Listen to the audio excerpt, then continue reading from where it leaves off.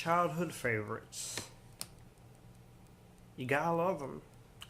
You gotta love them. And for Halloween month, I decided to talk about the second Anne Rice adaptation they turned into a film. Let's talk about it.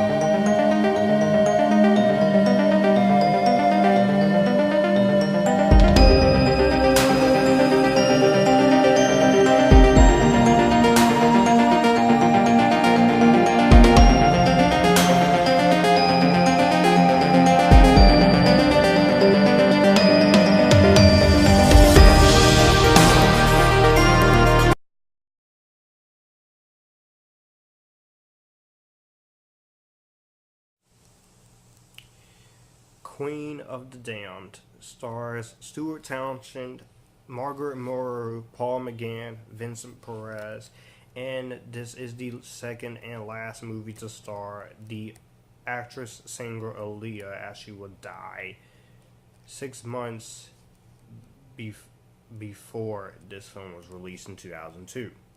So let's talk about the plot.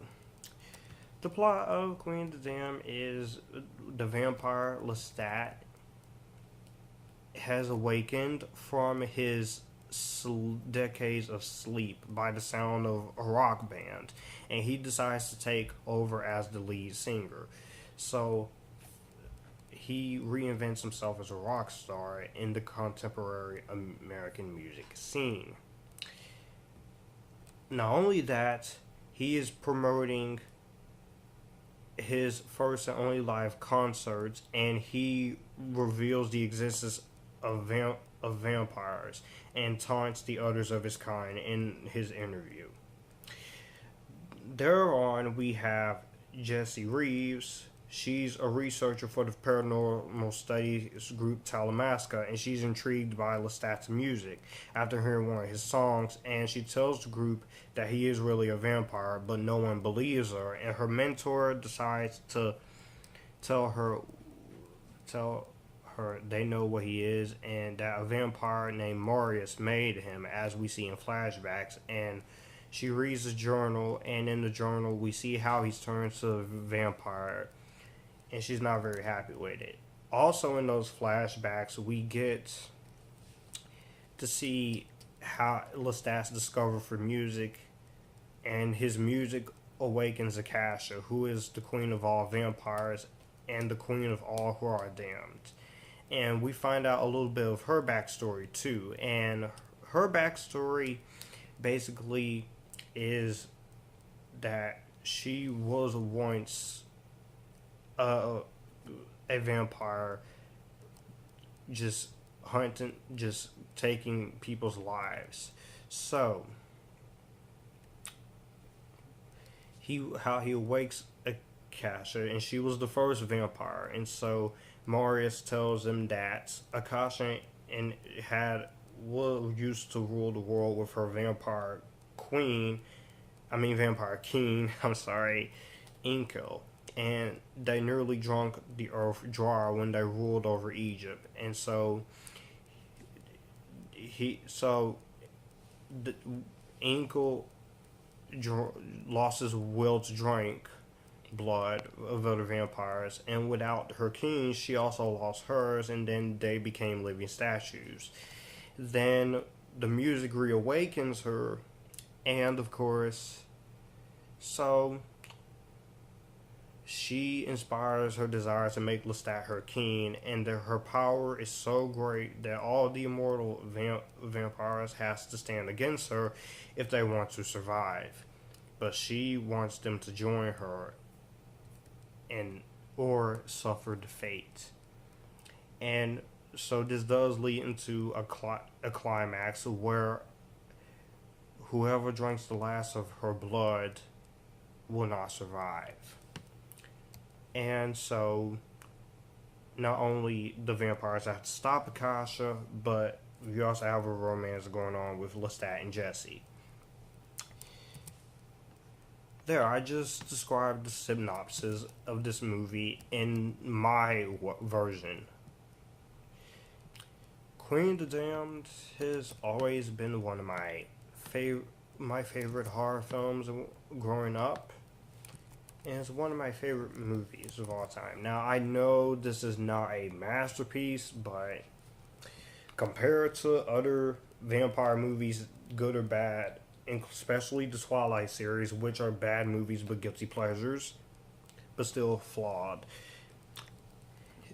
it's entertaining enough. There are some entertaining things I like here, but there's also some things I don't like here.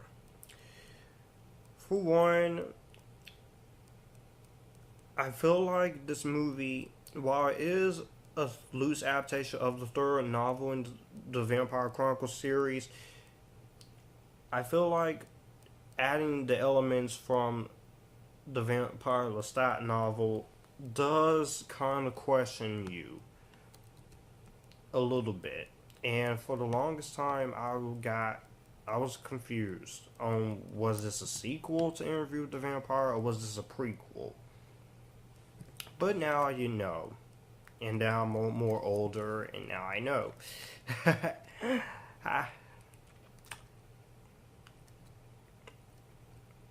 Now, some of the CGI is not the best, but it was $35 million, and it was 2002, so I will give them some credibility for what they tried to do with the CGI. Now, originally, they were going to get Tom Cruise back, but due to the scheduling conflicts, he didn't come back. And then they also tried to get Josh Hartnett, Heath Ledger, and Wes Bentley, but Stuart Townsend took over for him. And I will say Stuart Townsend does a good job in this movie as Lestat. He's not nearly as good as Tom Cruise, but considering the shoes he had to fill from Interview with the Vampire, he could have done worse. Marguerite Moreau from the Mighty Ducks, she's good as Jessie. I don't mind Paul McGann as the mentor. Lena Olin as Aunt Margaret, I don't mind. I thought she was pretty good. I love the character of Marius. Marius, you see him taking Lestat under his wing, and then his fear of Akasha, and he just plays it to a T. And the scenes with him and Stuart Townsend, they have really good chemistry. Now, some of the writing in this movie is not very good, but most of the writing is pretty solid. And there were some deleted scenes which I did see and I did read in a version of the script for this movie that they shot but didn't make the cuts. This did include the scene where the other vampires, including Pandora and Cayman, wake up, and this did include the scene with Morris and the other vampires meeting up on the Hollywood sign. The soundtrack is, without doubt, is awesome.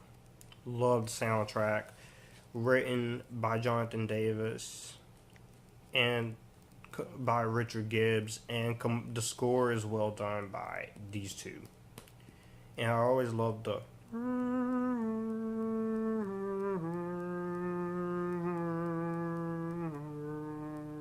that plays throughout this entire film. And the songs are this has a very good rockin' awesome rock soundtrack, because I do like rock music. And you got Not Meant For Me, Forsaken, which is the main and end title song, Slept So Long, System, Redeemer, and then other songs in this movie. You got Tricky singing the song Excess, which does make an appearance.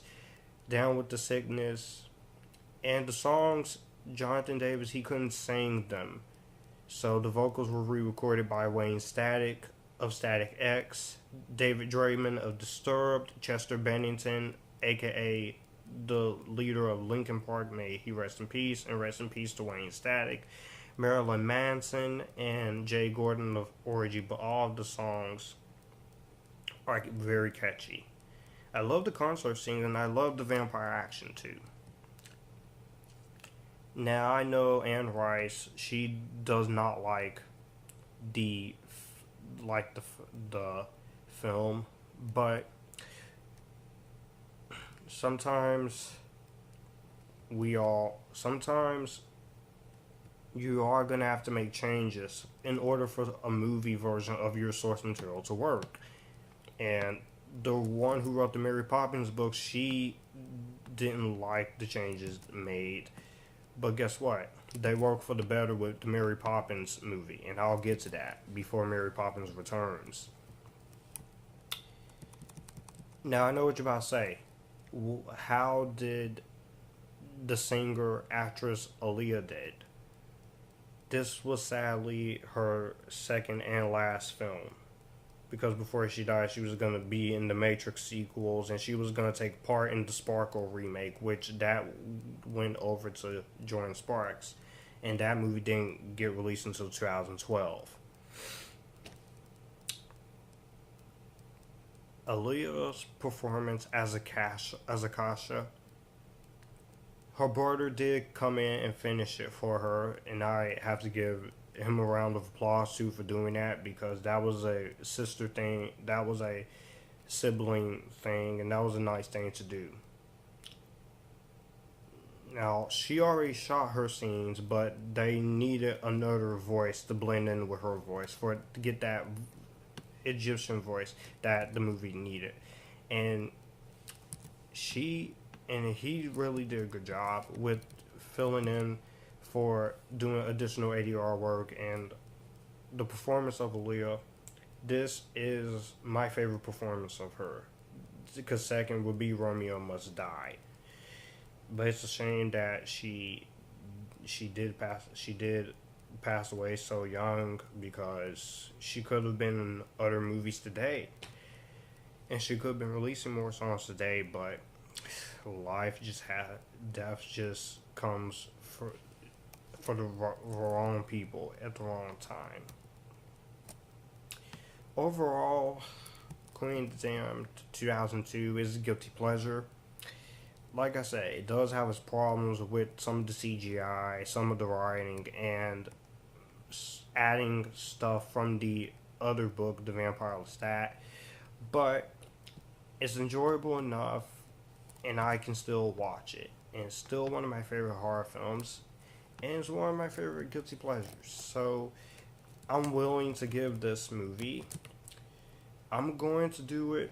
I'm going to give this an Epictastic, because I don't think it's as bad as the critics made this out to be when it came out. Are you kidding me? Twilight Saga New Moon was way worse. So let me know what you guys think about Queen of the Damned down below. Do you like it? Do you hate it? What is your favorite performance of the singer actress Aaliyah? And I will see you guys in the next Halloween month horror review. You guys keep it cool.